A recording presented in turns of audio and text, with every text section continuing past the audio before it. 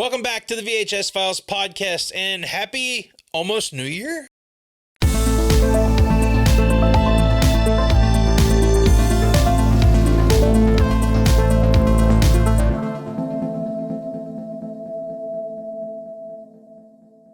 Almost? What better way than to celebrate than let you guys know what our favorite movies of 2022 were.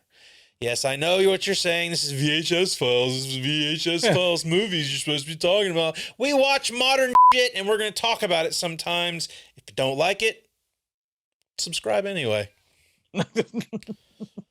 But I want to go ahead and start with saying thank you so much to anybody that's been watching as of late. We just hit our 100 subscribers. We're over 100 now. Thank you so much for watching our show. If you're sticking with us, if you keep coming back and watching the episodes, you're awesome. If you're just watching us for the first time, please, if you like what you see, hit the subscribe button, hit the like button. Helps us out tremendously so we can keep making these videos and keep talking about movies with you guys. And if you don't like this episode, it was my idea. You can blame it on me. Mr. Positivity over there. He's just oozing positivity. I'm not feeling positive today, guys. Let's start with disappointments, Eric. What disappointed you in the theater that led you to have a shitty day today? That could have been better. I think the first one for me is Halloween Ends. That's on my list. I agree. Yeah, I figured it might be on both y'all's lists. Yeah, it's on mine as well. There we go. I think we know we've heard enough this year about that. I don't want to go into it too much because I think it's everyone has pretty much taken a side on that one, and I'm on the side of it missed the mark. It was too much about the kid. I forget his name because that's how forgettable he is. Felt like an afterthought wrapping up the Michael business. I'll just say that I fell on the side of I didn't think it was a bad movie. I just think it wasn't focused in the right places. I actually enjoyed watching the movie. I agree. If it wasn't the one that was supposed to wrap it up, Yeah. I would have enjoyed it a lot more. Yeah. It was not a satisfying ending. You will not see it on my worst movies of the year list. It's not one of the worst movies I've seen. You won't see it on mine either. But yeah, it was a disappointment for sure. You end this movie and the two main characters that have been here for the whole franchise almost get a back seat. To me, I just blame it on Danny McBride. I'm just going to blame it on him. All right. Because he was a writer with David Gordon Green on this. And You like a target Michael Myers. It's not a good look. Why do you think that it was Danny McBride and not David because Gordon I'm blaming Green? it on Danny McBride. Oh, I see. Just because. That's kind of a circular logic where you believe it because you believe it. Exactly. We've determined that Danny McBride is a douchebag in our top 4 douchebag episodes, so therefore he's an easy person to blame for it. Because you think about it, there's some comedy in all 3 of these movies, and it just misses the mark. Oh, man. I got peanut butter on my penis. Ew, Dad. Well, I'm thinking comedy. Danny McBride's the comedian of the writer group here. The movie was enjoyable at certain points of it. It just way missed the mark for a very big disappointment for 2022 and the end of a franchise. To be honest, I was shocked when I texted Jason and I was like, well, what'd you think? And you weren't like, it wasn't an immediate, this is the biggest piece of shit I've ever seen. Like, you actually were like, I like the Corey storyline. And I was like, what? Who the fuck am I talking to right now? I like the storyline, but then it went too far. You took Michael Myers and Laurie Strode and put them on the back burner. I'm like, no. Well, and you had a problem with the way they take Michael out at the end, and I thought it was awesome. Nah, I don't like that either. If it was like the Corey part was good. Like if it was just a movie that wasn't a Halloween movie, it was just about a guy named Corey that gets blamed for something that wasn't really his fault or, was an accident. Yeah. You're that psycho babysitter. He killed that kid, didn't he? It's kind of an interesting idea. Yeah. And a decent movie, and it was well executed in that part, but just in the when put in the context of this is supposed to wrap up a Halloween trilogy, that's where it's like we get pulled out from it, and you're wanting something else. But what they did was good. I thought the reason we like the story so much is because it's Christine. Okay. Show me. You just replace Michael with a car and you got Yes. Christine. I mean, it's the same. Yes. So, they just can't get away from John Carpenter in the fucking Halloween movies. Josh and I have mentioned many times on here that we love Film Junk. Listen to them for truly like since almost the beginning. It's probably the first podcast I really ever listened to, and it's because you turned me on to them. They were kind of defending the movie, and it wasn't until I listened to Silver Linings Playlist they were saying how I felt about the movie, and I really enjoyed that episode. Those guys cracked me up on that episode, so shout out to them.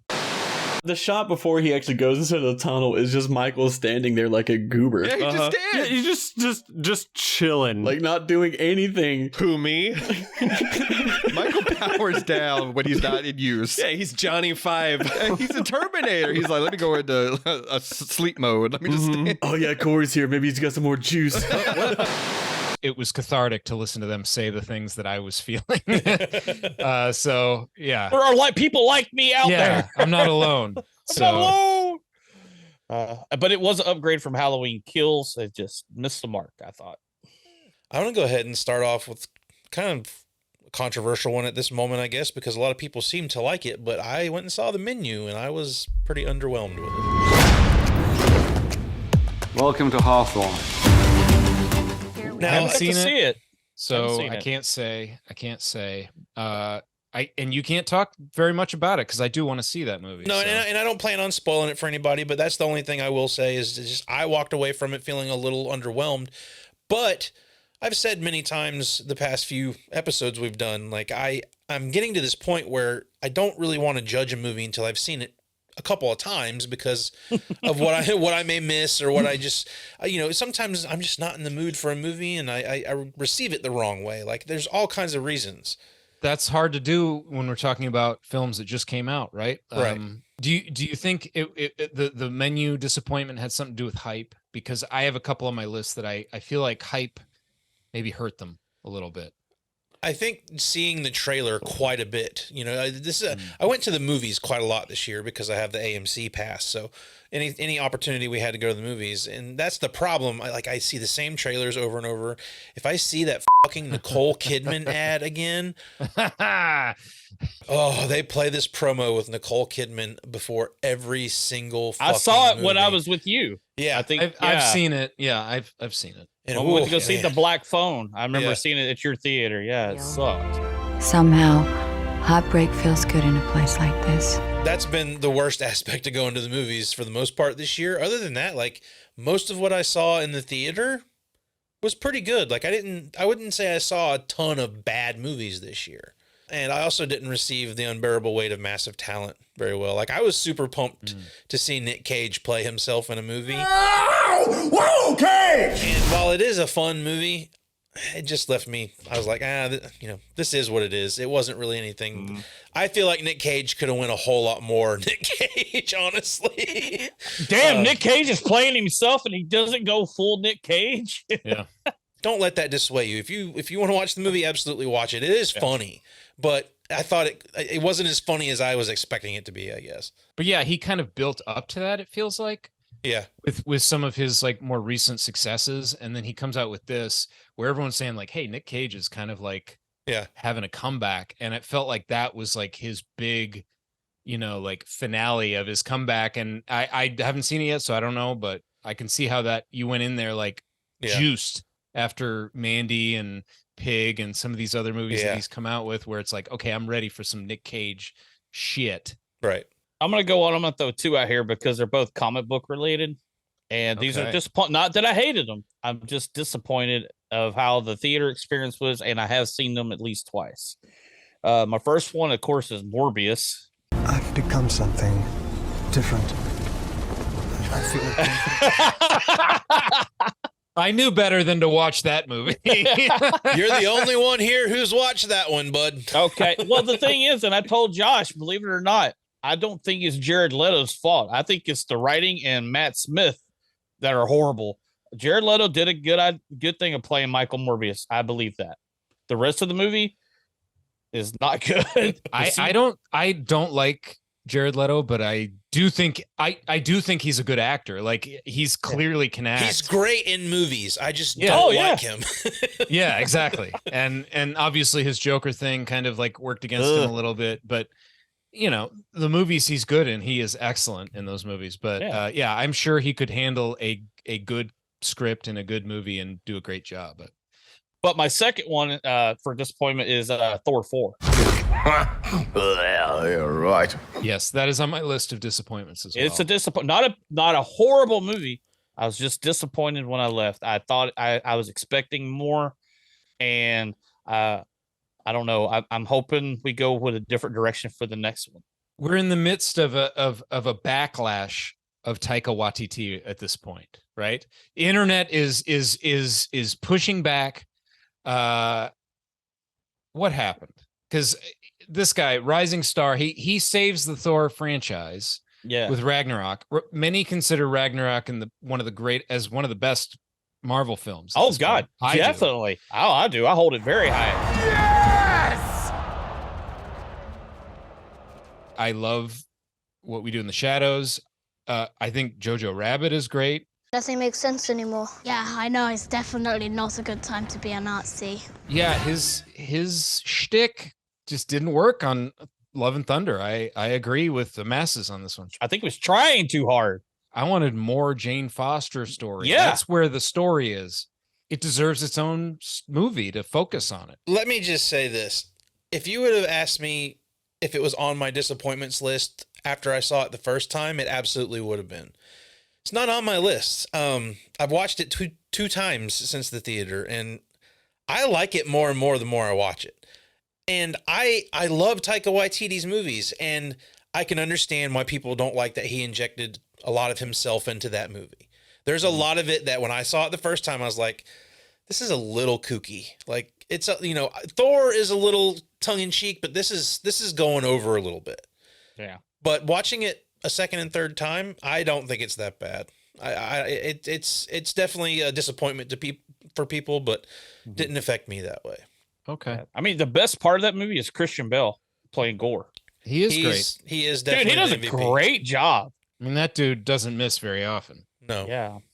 That scene where he's in the thing with the kids and it's just you could see his eyes talking with the serpent and all that stuff. Yeah. That scene's awesome, man. And that's part of the reason why watching it a couple more times, I was like, this stuff here kind of balances out the goofiness in certain spots where I kind of am digging it. All gods will die. I do like what somebody's explanation of it is we're not watching a movie about Thor. We're watching a movie of Korg telling you the story of what happened. Kids, get your popcorn now. Let me tell you the story of the space Viking, Thor Odinson. It is from Korg's point of view, which he's not intelligent and he's goofy. So therefore, that's why the movie is the way it is. As the one and only Thor. Oh, spoke too soon. And honestly, now that you say that, that movie is so much fucking better now. If that's the truth, I'm game. I fucking love it. That's like the argument that Sutter Kane is the writer of In the Mouth of Madness, and any problem you have with it is because Sutter Kane isn't a good writer. Exactly. Check out our In the Mouth of Madness episode right up here. Eric, throw a couple more out there.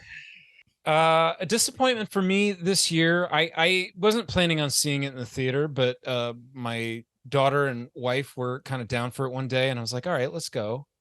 I felt like the opportunity to approach this character from a different angle presented opportunities for some interesting ideas, and I feel like it was wasted a bit. 2022's Lightyear. That was utterly terrifying, and I regret having joined you. It's on my list. It's on mine. You're saying this is the person or this is the movie that inspired the toy. So you have an opportunity to tell a more human story. You take inspiration from interesting places. From the trailer, we see inspiration from various sci-fi films. Star Wars, I have a video about that on our extras channel. And Star Wars and 2001 and some other things. Definitely playing with some interstellar type ideas. And all that stuff is interesting. But as I watch it, the characters just kind of fall back into sort of archetypes that are just kind of done. And I don't know, it just felt like an opportunity was wasted. It fell into the sort of similar traps.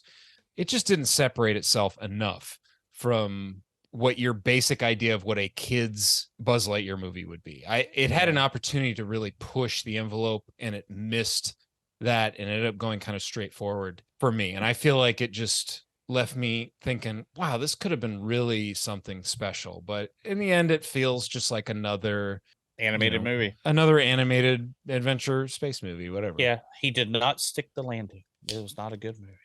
I will be honest, I haven't watched it because I've heard so much bad stuff on the internet about it. Interesting. I didn't know it had bad stuff on the internet. Does it? Yeah, I gave it a watch because it popped up, and hey, I like the Toy Story movies, and I was like, hey, let's watch this Lightyear here, and we got Chris Evans playing Buzz Lightyear. I liked Chris Evans. He actually sounded quite a bit like Tim Allen. Tim Allen, interesting. And there's parts of the movie that keep going on, and you're like, why are we doing this over and over? It does get a little, but yeah, I agree with Eric. It did make my list too. That just keeps pushing it down my watch list. So sometimes you just got to watch it, Josh. I haven't seen Toy Story 4 yet, so I finally watched it this year. Finally, yes, and it was okay. Like, should I watch it? Yeah, you can watch it. It's fun hanging out with the characters. I know I can watch it. So watch it, bitch. But after they stuck the landing with Toy Story 3. Like, how do you Right. And I love Rashida Jones. I love that she was involved with it and bringing it back and everything. But cash grab. Yeah. To quote Film Junk, it was a cash grab or a gash crab. I like gas crab. As they put it. But there's a couple of movies that I saw this year that I'll just go through real quick. The Watcher. This was a movie starring Mika, the girl from It Follows. Mika Monroe, I think is her name. Yeah. It was just pretty generic. Dash Cam, which I think Jason told me about, the one where it follows the girl through London as there's some kind of thing going on. That was I haven't watched it yet either. That was a tough watch, and it has the worst main character of a movie I've ever seen in my life. Whoa. Well, that's not a bottom 4. This is just a disappointment. Wow. No, exactly. So yeah, I mean, terrible character. And The Invitation, the vampire one with the girl from Game The of Invitation, Thrones, yeah. was I didn't get around to that one. That was disappointing. But the biggest disappointment, and Eric, you brought this up earlier about movies that had the hype around them. Don't Worry, Darling. Ooh, I haven't seen it yet. Don't Worry, Darling had all the hype around it. And it's on my list. From seeing the trailer so much, and they kept showing you more things from it. Like, it was one of those, every time I would see the trailer, I would just close my eyes. I didn't want to see anything else about the movie. Yeah. It looked like a really great. I love the period stuff. Oh, it looks great. Yeah. And I'm a big Pew fan. My daughter is a massive Harry Styles fan. A lot of ladies are. Yeah. And I mean, I'm talking a huge Harry Styles fan. And I'm fine with Olivia Wilde. She's had some bad press. I don't know what the deal is with her at this point. But like the press that surrounded this movie. All the drama around that, which of course, as my daughter being a Harry fan, she, I was very aware of all that drama, more so than I would normally be. So it was like, oh, Olivia Wilde and Harry are together, and then she brings him into this movie, and then she has problems with Florence Pugh, and this guy gets fired, and then he releases the shit of her leaving the. It's like, whoa! I just want to watch the movie. I don't care about all this shit. You know what I mean? Yeah. I agree with you, Josh. I watched it mainly because you had talked about it. Yeah. And I've seen the trailers, and then I just kind of left like, I'll probably still watch it, but I mean, I would say it's worth watching, but it was just a disappointing watch. Right. I'll go in with the lowest of expectations. And exactly. And the last one I would have would be, I was a little disappointed with Hellraiser. I didn't really think it was all that great. Let me just say while we're here, and, I wasn't on the Hellraiser episode with you guys long ago. And, I've only seen the first Hellraiser film. I haven't seen it. Well, I saw a little bit of, I think, the third one. That doesn't matter. I can't hardly remember it. I've watched 2/3 of the new one. I have to say, I don't give a shit about Chenobites. I don't give a shit about Pinhead. This box is boring. I don't understand why anyone gives a shit. They want to feel pain, and it just doesn't. I don't know. I don't care. Eric, why don't you tell me how you feel about Hellraiser? I don't give a shit. about Hellraiser. Why? I just don't. It's not. Anybody that's watching this episode, please feel free below to give Eric hell for talking about Hellraiser. Yeah, I know there's fans out there. I don't know. We want the man who did this. I'm not gonna give Eric hell. Like, I can completely understand not. Like we talked about in the episode, I'm not the biggest fan of the Hellraiser movies. I understand how iconic Pinhead and the Cenobites are in horror, but they've never really been my favorite movies. Yeah, I do love the Hellraiser 1 and 2 and partly 3, but the rest of them, garbage. I have one more disappointment. Jason, do you have any more? Yeah, I'll just throw them out there. I'm not gonna do the a whole thing. I put Scream. A little disappointed in that. Yeah, I haven't seen it yet. I know Josh did. Yeah, it just kind of lackluster. Some of the things that happened in that with a main character that's been through the whole series. Wasn't happy about that.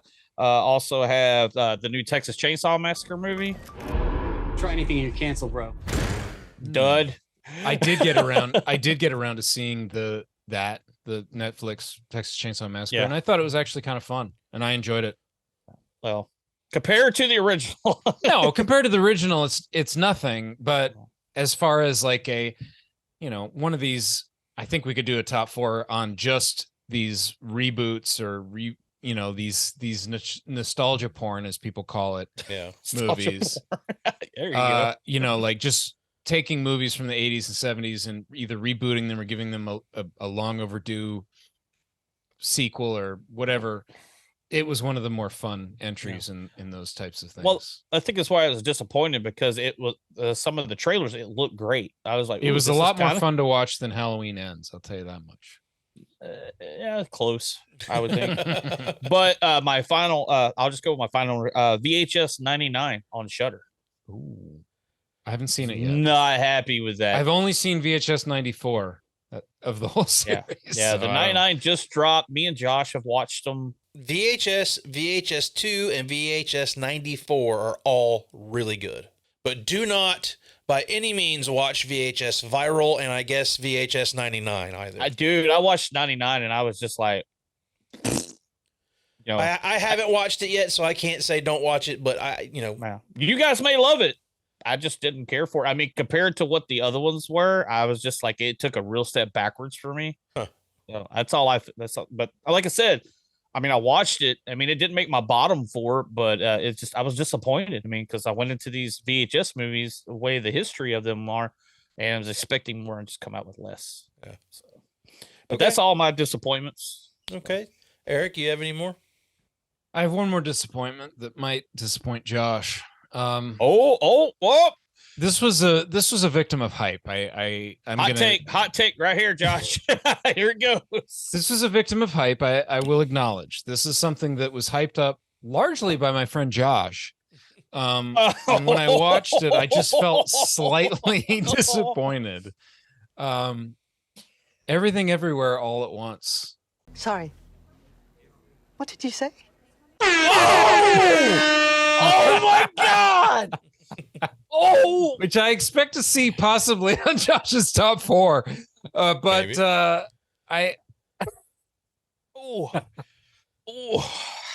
Josh just unfriended you on Facebook. I know I've stepped in it right now, but okay, everything okay. I enjoyed it. It's a good movie. I'm not at all saying it's not a good movie, but I was expecting to be blown away, and I wasn't. Maybe it was the overhype. It was the overhype. I fully admit it was the overhype.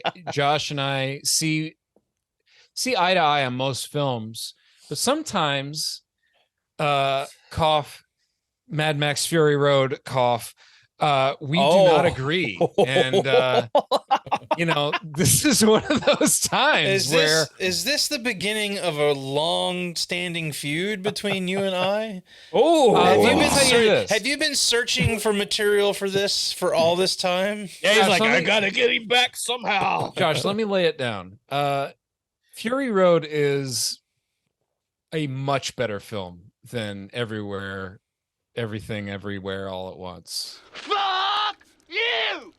I would watch Fury Road over that movie 10 times out of 10. Mommy, Daddy, don't fight. Please don't fight. After the fact, I learned how small the production team was, how small the effects teams were. It's insanely impressive what they were able to pull off and how great it looks with their budget, which with their team. It is like a labor of love, and I get that. Like I enjoyed the movie, but it did not hit me on a level that I thought it might. And that's why it's on my disappointing list. But it is one of the better movies I've seen this year. It's not on my top, obviously, but it's definitely not on my bottom. It's just somewhere in between. All right. Everybody's entitled to their opinion. Yeah, even if it's wrong, right? Yeah, exactly. Damn, that was... Oh, I can feel the daggers. Like, I know, he doesn't even want to talk about it. He's so mad. They're not even daggers. He's throwing machetes.